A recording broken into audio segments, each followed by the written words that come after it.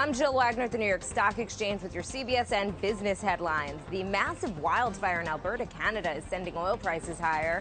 The area is home to the world's third largest oil reserve. Production has been cut by over 1 million barrels a day.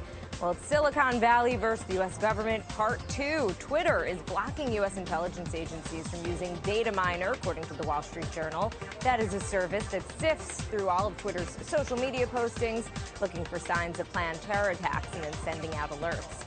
Honda is reportedly expanding its recall of cars with Takata airbags to Europe and Asia. That comes out to another 20 million vehicles.